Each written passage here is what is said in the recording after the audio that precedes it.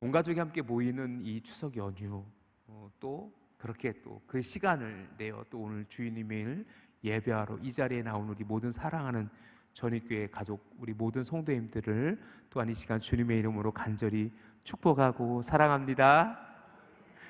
우리에게 주어지는 은혜는 뭘까? 우리가 종종 생각해 보면 정말로 주님밖에 없나?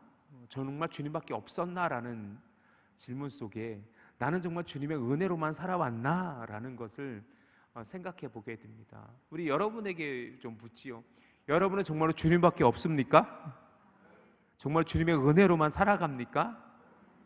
그죠? 그것을 우리가 아주 격정적으로, 아주 정말로 온전히 모든 것이 주님의 은혜였습니다라고 고백할 수 있는 그 이야기 중에 하나가 만나라는 것입니다. 만나의 이야기는 광야에서 먹었던 이스라엘 백성들이 먹었던 그 음식으로만 기억될 것이 아니라 오늘 만나가 주는 우리의 은혜는 뭘까? 오늘 만나를 통해 우리는 어떻게 하나님의 은혜를 다시 되새길 수 있을까를 기억하면서 오늘 함께 주의 말씀을 나누었으면 좋겠습니다. 구약에는요, 성경에는 굉장히 많은 이야기들이 기록되어져 있죠. 창조 이야기부터 시작해서 출애굽의 이야기, 그리고 사사기의 이야기, 그리고 우리가 잘 알고 있는 다윗 왕의 이야기, 그리고 바벨론 포로기의 이야기, 그리고 선지자의 이야기들로 구약 성경은 가득 채워져 있어요. 그 중에 가장 스펙타클하고 드라마틱하고 가장 재미있는 이야기는 뭘까? 때로 골리앗을 물리친 다윗의 이야기도 이야기할 수 있지만 저는 오늘 이 광야의 이야기를 함께 나누려고 합니다. 이스라엘 백성들에게 이스라엘 역사에서 가장 중요한 어떤 사건 중에 하나는 우리는 출애굽 사건이라고 이야기합니다. 그리고 출애굽의 과정은요, 정말 드라마틱했어요. 그 강팍한 그 바로의 마음을 하나님께서는 녹아내기 위해서 10가지의 재앙을 내리셨고, 그 중에 10번째 재앙은 우리가 잘 알고 있는 것처럼 장자의 죽음이었었습니다. 그리고 그들은 그렇게 출애굽을 하게 되고, 출애굽의 과정 속에 그들은 홍해에 가로막혔을 때 뭐예요? 그 모세의 지팡이를 통해서 홍해가 갈라지는 그런 기적을 경험하기도 합니다. 그리고는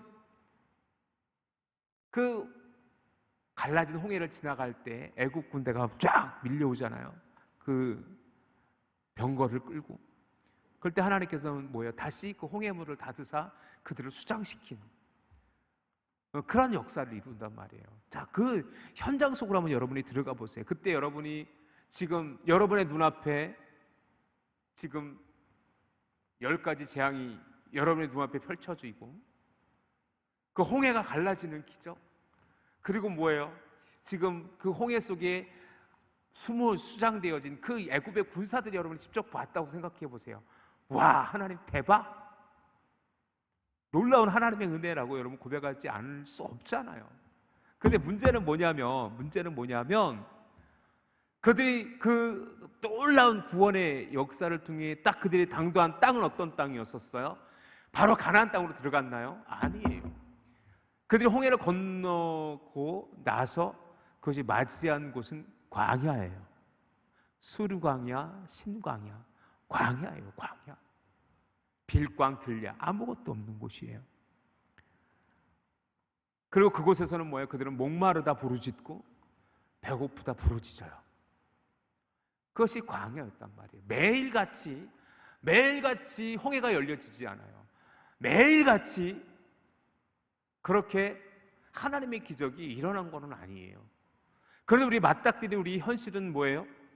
그래서 뭐예요? 더 버거운 것일 수도 있어요.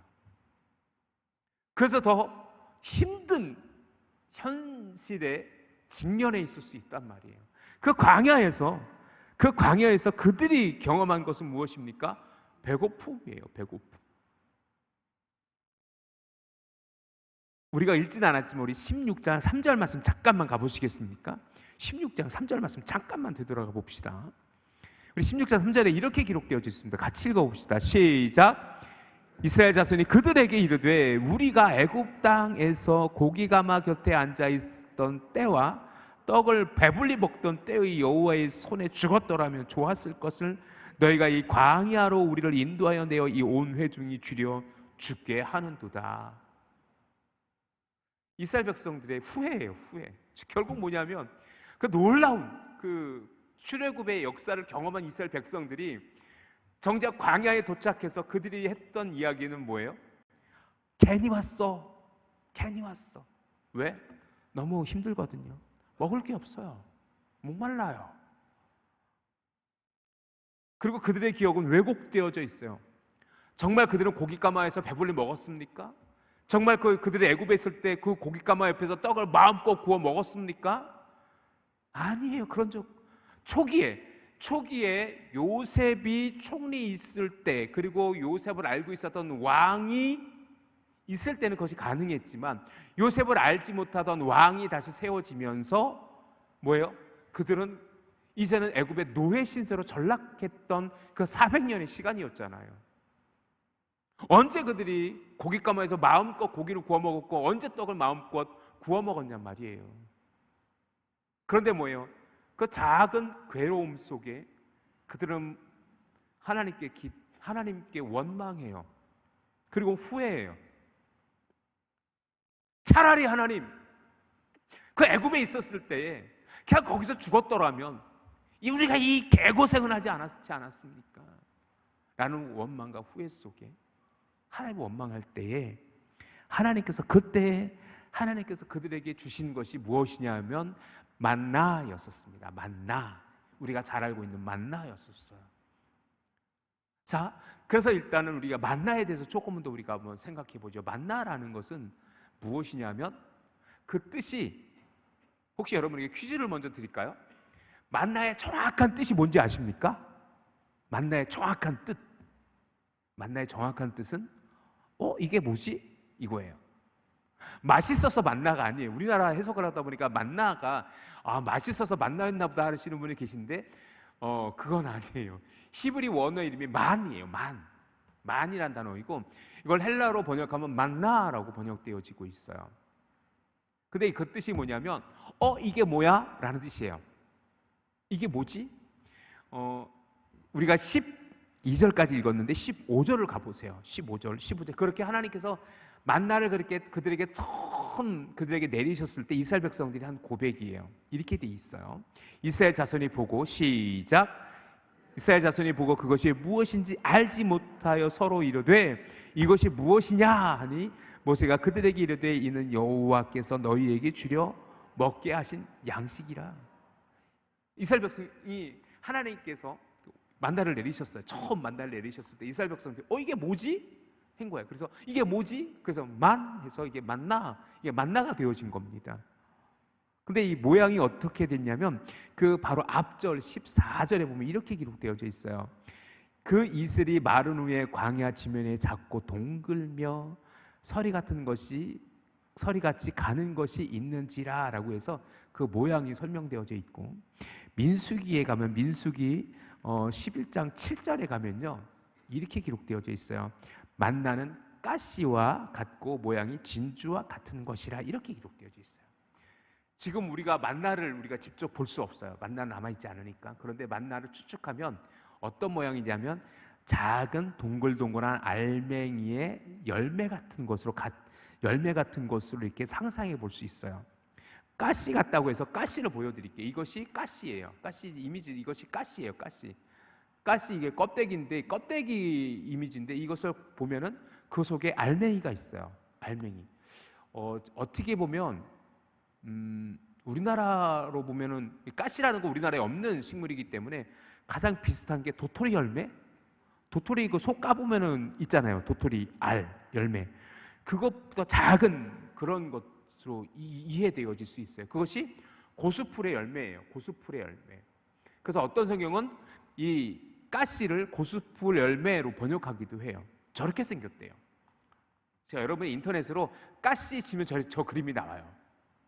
자, 그런데 이것이 만나요는 아니고 이처럼 생겼다고 성경에 기록된 모습이에요. 이것이 만나라는 거였었어요. 이 레시피는 어떻게 기록되어져 있느냐? 민수기 11장 8절에 가면 만나의 레시피가 나오는데 이렇게 돼 있어요. 우리 같이 한번 읽어봅시다. 시작. 백성이 두루 다니며 그것을 거두어 맷돌에 갈기도 하며 절구에 찢기도 하고 가마에 삶기도 하며 과자를 만들었으니 그 맛이 기름 섞은 과자 맛 같았더라. 과자 같은 걸 만들었는데 기름진 과자 맛이 났더라. 이게 그 만나의 맛에 대한 표현이에요. 만나는 맛있을까요? 맛없을까요?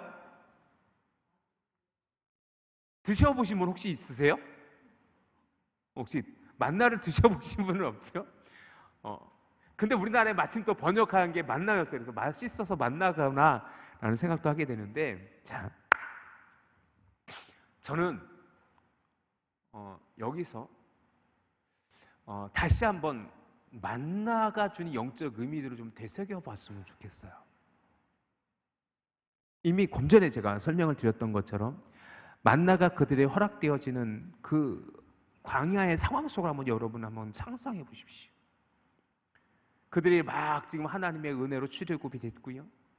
그렇게 놀라운 하나님의 기적을 경험했던 그들이 결국 당도한 곳, 그들이 딱 내던진 곳은 광야, 아무것도 없어요. 우리가 이미 알고 있는 것처럼 출애굽의 상황이 급박했어요. 그래도 6월절 날 그들은 첫 6월절 날 어떻게 했어요? 그들은 옷을 허리에 동이고 무교병과 쓴나물을 먹고 양을 잡아 그 식구들이 그 양의 피를 문설주의 임방에 바르고 그 양의 고기를 먹고서 애굽을 출발했어야 됐었어요. 자, 여기서 옷을 허리에 동이다라는 것은 그들이 언제 출발할지 준비하고 있는 상태였던 거예요. 스탠바이 상태였던 거예요. 그 무교병을 먹었다라는 것은 유교병을 만들 수 없었기 때문으로 이해되어질 수 있어요. 뭐냐면 유교병은 누룩 넣은 빵이고 무교병은 누룩 없는 빵인데 누룩을 넣어서 그걸 발효하는 시간 동안 시간이 필요해요. 그러니까 도저히 그 시간을 기다릴 수 없었던 거예요. 그래서 무교병을 먹었던 거예요. 왜 쓴나물을 먹었냐면 원래 쓴나물을 먹는 게 아니라 그 나물을 뭐예요? 물에 불려가지고 쓴기를 빼서 먹으면 우리가 쓴바기 먹는 거 아시죠? 쓴바기 김치 먹잖아요. 그것처럼 해야 되는데 시간이 없어서 뭐예요? 그 쓴나물을 그냥 먹었던 거예요. 그럼 그들은 뭐예요? 그 밤을 지새워요. 그리고 나서 그 새벽에 그들은 뭐예요? 우리가 이미 살펴보았던 것처럼 애굽의 사람들에게 물건을 취해서 그들은 출애굽해요. 그리고 그들이 가서 홍해를 건너고 그들이 뭐예요? 숫곳을 지나서 홍해를 지나서 그들이 그렇게 광야에 이르게 됐던 거죠.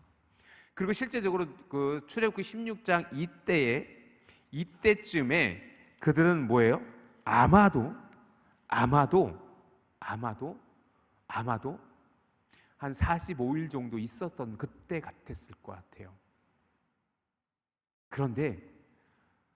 그러니 뭐예요? 배고플 거 아니에요. 그들이 특별하게 음식을 싸가지고 장기 보관할 수 있는 음식도 없었기 때문에 그들이 가지고 올 수 있는 음식은 한계가 있었을 것이고, 그러니 그들이 광야에 본 40여일이 지난 상태에서 광야에 이르렀을 때 뭐예요? 그들은 뭐예요?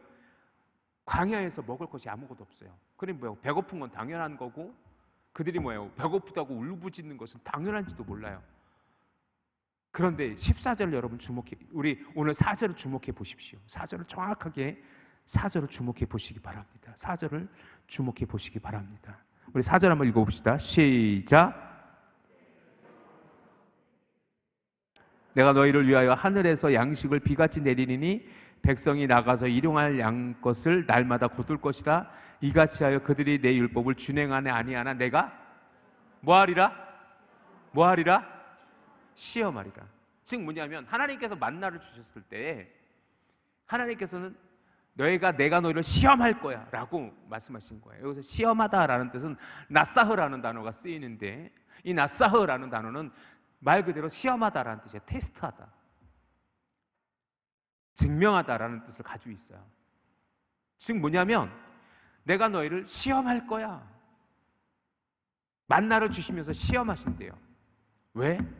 그들이 내 말을 듣나 안 듣나 내가 시험할 거야 라고 말씀하시는 거예요. 하나님께서 어떻게 시험하시냐면 만나를 아무 때나 거둘 수 없게 하세요. 만나를 우리가 이미 알고 있죠. 만나는 뭐예요? 규칙이 있어요. 어떤 규칙이 있냐면 만나에 이런 규칙이 있습니다. 슬라이드 좀 보여주시기 바랍니다. 만나에 이런 규칙이 있어요. 만나는요 1번 한 사람이 한 오멜씩만 거둘 수 있어요. 그래서 한 오멜이라는 것은 약 2.4리터 정도 돼요. 그러니까 여러분이 1.5리터 PT병의 음료수에 1개 반 정도 되는 양을 하루에 거둘 수 있어요. 아무리 많이 거둬도 그 다음 날은 다 썩어버려요. 아무리 적게 거둬도 모자람이 없다 했어요. 그리고 규칙은 뭐냐면 안식일 날, 즉 안식일 전날, 즉 안식일 금요일 저녁부터 해질 때부터 토요일 해질 때까지 해서 금요일 날 새벽에는 뭐예요? 2배를 거둘 수 있어요. 그래서 약 5리터, 2오멜을 거둘 수가 있어요. 2오멜은 거둬서 뭐예요? 평상시에는요 그 다음 날이 되면은 그 만나는 다 썩고 냄새나 먹을 수 없는데 금요일 날 거둔 만나는 토요일 날 가도 썩지 않아요. 그래서 이틀을 먹게 했어요. 그리고는 늘 아침에만 거둬드리게 했어요. 해가 나면 그것은 사라져요. 그리고 또 하나는 뭐냐면 좀 전에 말씀드렸던 것처럼 거둔 것을 그 다음 날까지 두어서는 절대로 안 돼요. 두었다 먹어도 그것을 먹을 수 없게 되어져요. 이것이 만나의 규칙이에요.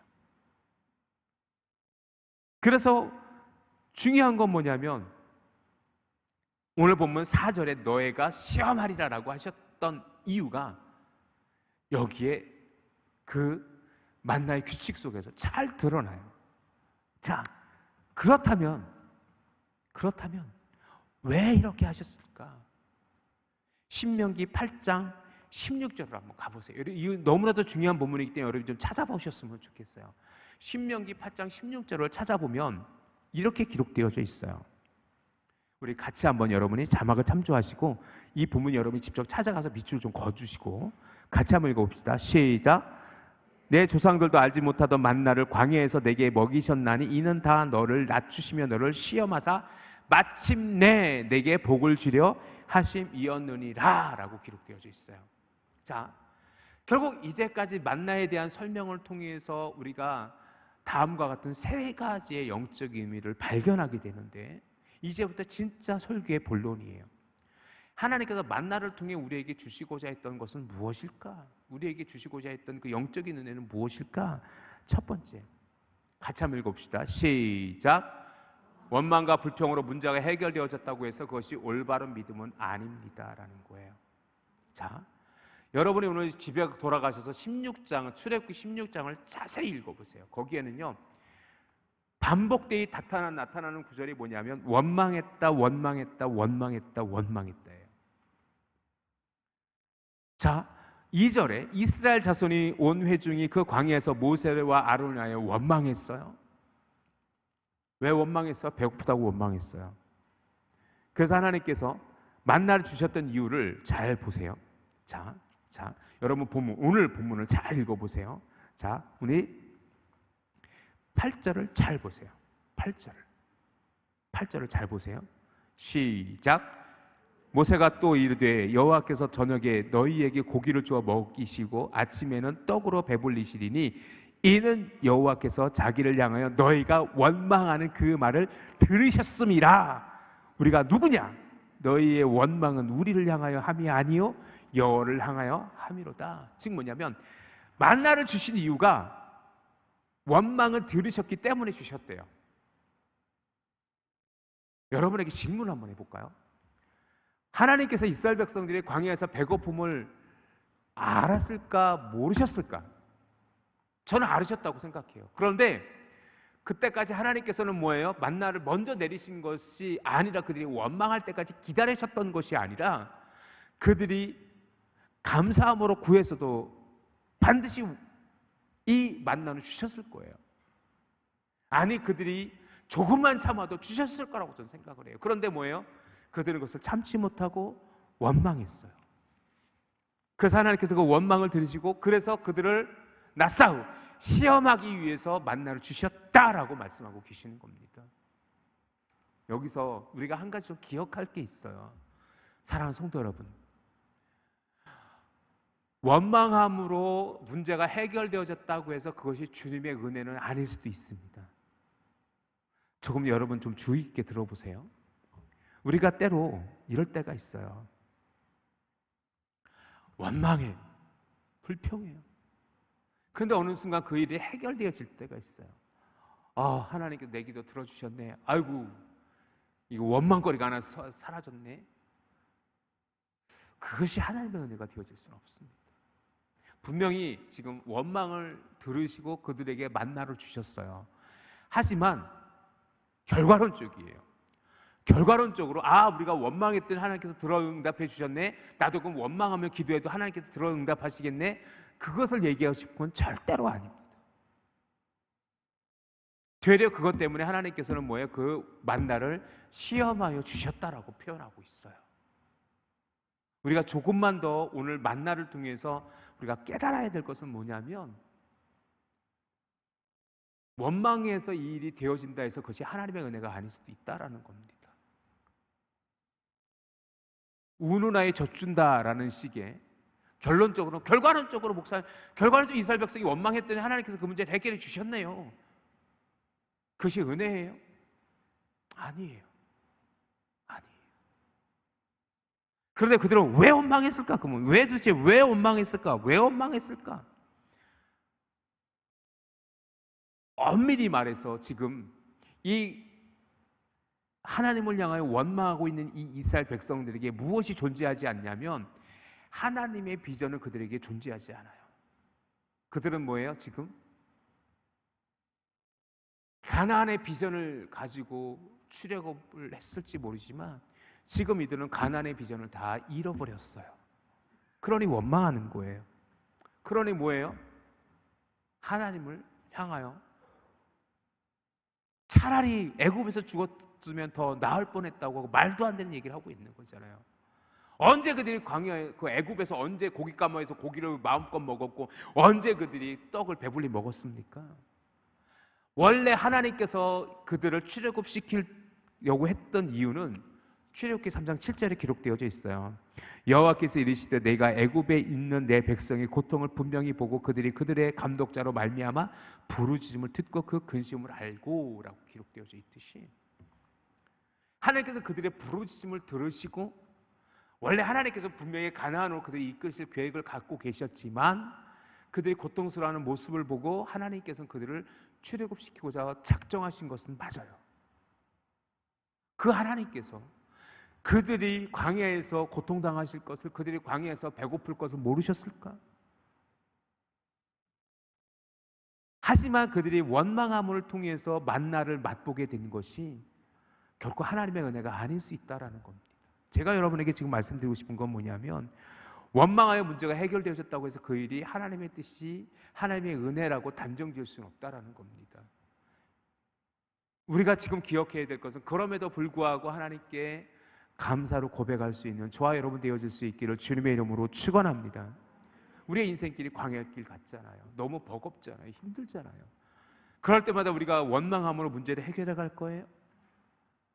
만나는 그것을 통해서 실패했던 이스라엘 백성의 모습을 보여주고 있는지도 몰라요. 만나는 비록 허락하셨지만 하나님께서는 그들에게 시험하신다라고 말씀하셨어요.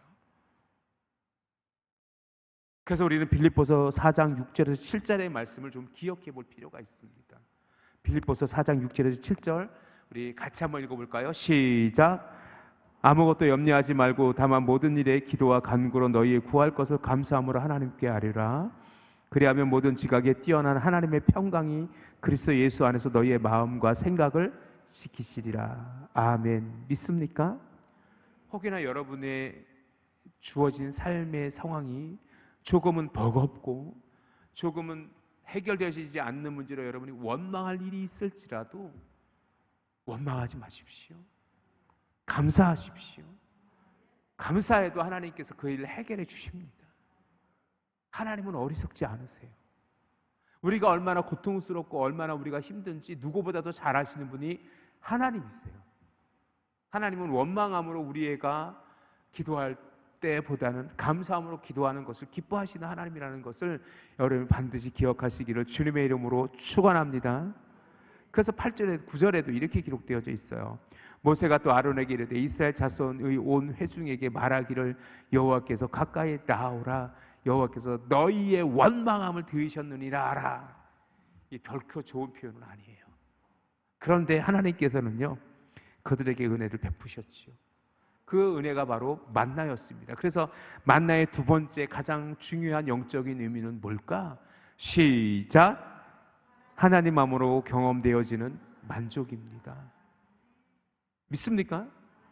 만나를 통해서 하나님께서 우리에게 무엇을 가르쳐주고 싶으신 거냐면, 여호와 하나님으로만 만족되어지는 은혜, 만족되어지는 그 경험을 우리에게 허락하시길 원하셨다라는 겁니다.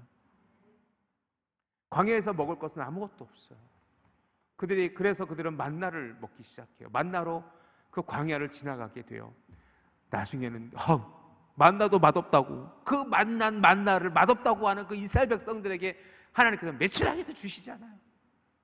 그런데 그 메추라기 주실 때도 하나님께서는 책망하듯 주셨어요. 성경을 잘 읽어보세요. 하나님께서 기쁜 마음으로 은혜로 메추라기를 허락하시지는 않으셨더라고요. 나중에 그건 또 그 은혜를 나누기로 하고.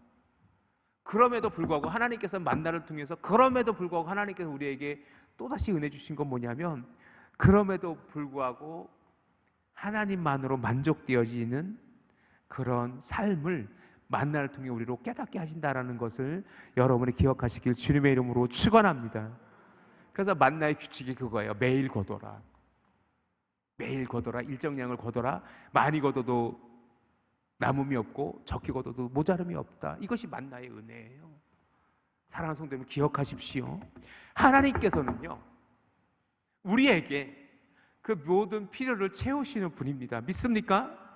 지금 여러분의 냉장고에, 우리 집의 냉장고에도 당장 내일 먹을 양식이 있어요.